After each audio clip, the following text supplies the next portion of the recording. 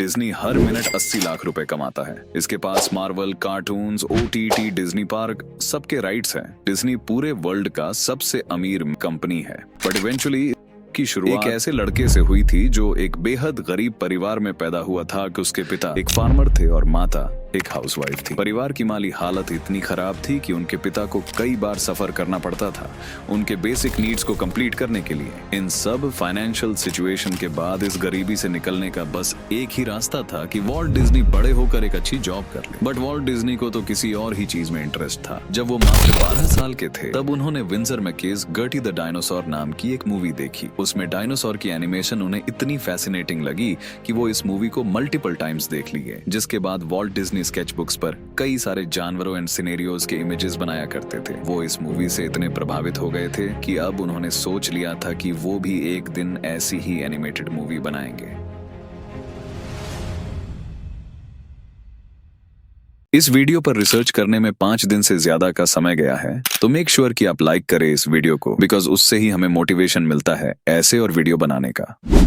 अगस्त 1917 में वॉल्ट के बड़े भाई शिकागो में शिफ्ट हो चुके थे अपनी लॉ की पढ़ाई पूरी करने के लिए, और वॉल्ट के ग्रैंड पेरेंट्स जो शिकागो में ही रहते थे, जो अब ओल्ड हो रहे थे, जिस वजह से उन्होंने वॉल्ट के डैड इलायस से शिकागो में ही शिफ्ट होने को कहा, जिससे उन्हें भी बेटर अपॉर्चुनिटीज मिलेंगी और वॉल्ट को भी अच्छी स्कूलिंग मिलेगी, जिससे वो भी अपने जीवन में कुछ कर पाए। इसीलिए वॉल्ट की फैमिली शिकागो शिफ्ट हो गई, जिससे डिज्नी वॉल्ट को और बेहतर अपॉर्चुनिटीज मिल पाए। शिकागो के स्कूल मार्सलाइन के स्कूल से ज्यादा बेहतर थे, जिस वजह से शिकागो में पहुंचते ही वॉल्ट डिज्नी ने मैकिनली हाई स्कूल में अप्लाई कर दिया। उनके तेज दिमाग और मेहनत के बदौलत उन्हें मैकिनली में एडमिशन भी मिल गया। उनके पास ड्राइंग और स्केचिंग का स्किल था ही, बट इस स्किल को सही दिशा में शेप देने में उनके हाई स्कूल का बहुत बड़ा योगदान स्कूल के शुरुआती दिनों ड्राइंग के क्लासेस में जाया करते थे। इसी दौरान उन्हें फोटोग्राफी और इंग्लिश को और जानने का शौक हुआ। अपने स्कूल के दिनों में ही उन्होंने कई सारी कॉपीज को स्केचिंग और ड्राइंग करके भर दिया। उनके इस टैलेंट को देखकर वॉल्ट के टीचर्स काफी प्रभावित हुआ करते थे। प्लस ड्राइंग क्लास ने उनके इस स्किल को और भी फ्लरिश कर दिया। वॉल्ट डिज्नी के इस स्किल को देखते हुए उनके आर्ट टीचर ने उनका नाम द एको नामक न्यूज़पेपर कंपनी में दे दिया।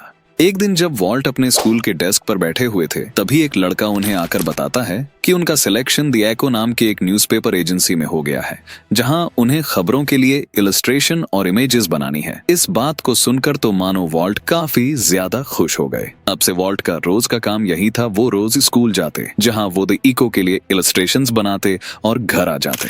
बट उनके लाइफ में एक बड़ा टर्न तब आया जब उन्होंने अपने हाई स्कूल को छोड़ने का सोचा। परिवार की हालत पहले से ही काफी ज्यादा खराब थी। ऐसे में वॉल्ट का हाई स्कूल को बीच में छोड़ना मानो पूरे परिवार के लिए एक गहरे सदमे जैसा था। बट इसके बावजूद भी वॉल्ट ने अपने हाई स्कूल को छोड़ दिया। वॉल्ट डिज्नी को घूमने का बहुत शौक था एंड उनके अंदर पेट्रियोटिज्म भी अपने देश के प्रति काफी ज्यादा थी। घर की माली हालत ठीक ना होने के बावजूद भी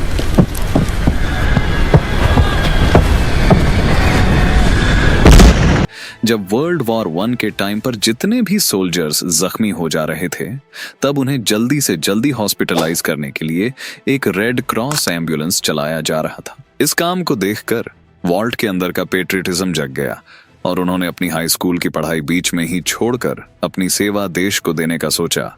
उन्होंने रेड क्रॉस एम्बुलेंस में दिन रात काम किया और कई सैनिकों की जान बचाई। आपको जानकर हैरानी होगी कि इसके बावजूद भी इस काम के लिए उन्हें कोई पैसे नहीं मिलते थे। उन्होंने पूरा मन लगाकर ये काम किया, जहां बस उन्हें एक शेल्टर में रहना था और मुश्किल से ही उन्हें 2 वक्त का खाना मिल पाता था। वॉल्ट डिज्नी की ये डेडिकेशन ने अपने कंट्री की तरफ सबको प्रभावित कर दिया। 1919 में जब वर्ल्ड वॉर 1 फाइनली खत्म हुआ, तब वॉल्ट भी अपने घर वापस लौटे। फैमिली के बाकी लोग उन्हें वापस घर देखकर काफी खुश हुए, बट पेट्रियटिज्म से वो पास तो होने वाले नहीं थे एंड इवेंचुअली वो हाई स्कूल में फेल हो गए। उन्होंने वापस अटेम्प्ट किया कि वो फिर से हाई स्कूल को पूरा कर पाए, बट उस समय तक आते आते उनकी फैमिली की फाइनेंशियल कंडीशन काफी ज्यादा खराब हो चुकी थी। अब इसको सपोर्ट करने के लिए उन्होंने पार्ट टाइम जॉब्स करे, जिससे वो अपने फाइनेंशियल कंडीशन को थोड़ा सुधार पाए। 1920 आते आते वॉल्ट ने कैंसस सिटी में एक बात नोटिस करी कि अब वहां के लोगों को शॉर्ट मूवीज काफी पसंद आती थी। इसके बावजूद भी कोई इस कैटेगरी में कोई ज्यादा कंपटीशन नहीं था। वॉल्ट का एनिमेशन में स्किल काफी ज्यादा बढ़ गया था। उन्होंने अपनी क्रिएटिविटी के दम पर एक कंपनी स्टार्ट किया। उन्हें कॉमेडी ज्यादा पसंद था, तो उन्होंने अपनी कंपनी का नाम लाफ-ओ-ग्राम रखा। इस कंपनी में उन्होंने अपना जी जान लगा दिया। उन्होंने कई शॉर्ट मूवीज बनाई। उनकी क्रिएटिव स्टोरी टेलिंग और गुड क्वालिटी मार्केट में इंस्टेंटली हिट हो गई। इसके बाद उन्होंने एलिस कॉमेडीज नाम से शो बनाया, जिसमें एक लड़की एनिमेटेड कैरेक्टर से बात करती थी। वॉल्ट की नई क्रिएटिविटी लोगों को काफी पसंद आ रही थी। वॉल्ट को भी काम करने में काफी मजा आ रहा था। इसी बीच उन्हें कई कॉन्ट्रैक्टर्स और लोकल थिएटर से ऑफर आए, जिससे वॉल्ट डिज्नी का पैसा और नाम दोनों बढ़ा। दिन रात लाफ-ओ-ग्राम बढ़ते ही जा रहा था। एम्प्लॉइज लाफ-ओ-ग्राम में बढ़ते ही जा रहे थे। 1922 सब कुछ बढ़िया चल रहा था, बट फिर 1923 आता है। इस टाइम पर लोग एक ही टाइप के शोज देखकर बोर हो चुके थे। लाफ-ओ-ग्राम जिस अच्छी और क्रिएटिव स्टोरी टेलिंग के लिए जाना जाता था, वो अब कम हो रहा था।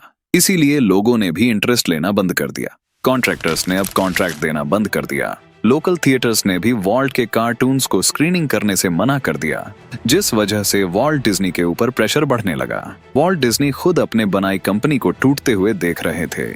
उनकी इतने सालों की मेहनत अब डूबने जा रही थी। एंड इवेंचुअली ये बात इतनी ज्यादा बढ़ गई कि उन्हें अपनी कंपनी लाफ-ओ-ग्राम को बंद ही करना पड़ा।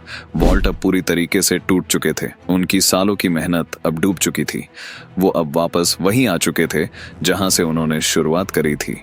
वॉल्ट डिज्नी को अब पता चल चुका था कि वो ऐसे तो सफल नहीं होने वाले। 1924 में उन्होंने एक और कंपनी द वॉल्ट डिज्नी नाम से खोली, बट वो कहते हैं ना कि समय खराब हो तो किस्मत भी साथ नहीं देती, तो द वॉल्ट डिज्नी भी नहीं चली। इसी बीच जब वॉल्ट बैठे हुए थे, तभी उन्हें एक लेटर मिला, जिसमें एमजे विंकर, जो एक जाने माने कंपनी के मालिक थे, उन्होंने कहा, मैंने तुम्हारी एलिस कॉमेडीज देखी, तुम्हारा काम बेहद अच्छा है।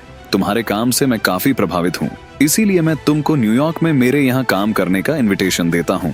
ये पढ़कर तो मानो वॉल्ट की आंखों में चमक से आ गई। उन्होंने तुरंत इस नौकरी को एक्सेप्ट कर लिया। इस जॉब ने वॉल्ट को फाइनेंशियली और मेंटली दोनों तरफ से सपोर्ट किया। लेकिन वॉल्ट डिज्नी यही नहीं रुके। उन्होंने इस जॉब के साथ साथ अपने और भी कैरेक्टर्स को इंट्रोड्यूस किया, जिसमें से ऑसवाल्ड द लकी रैबिट भी था, जो लोगों को काफी पसंद आया। बट वॉल्ट डिज्नी को अभी और भी ऊपर जाना था। वॉल्ट की वजह से ऑसवाल्ड कार्टून्स काफी आगे गए। उन्हें काफी सक्सेस मिला, बट अनएक्सपेक्टेडली वॉल्ट और ऑसवाल्ड कार्टून्स के कॉन्ट्रैक्ट में एक लूप होल था, जो एक दिन वॉल्ट को काफी बड़ा धक्का पहुंचाने वाला था। और एक दिन ऑसवाल्ड कार्टून्स ने वॉल्ट को उनके कंपनी से निकाल दिया।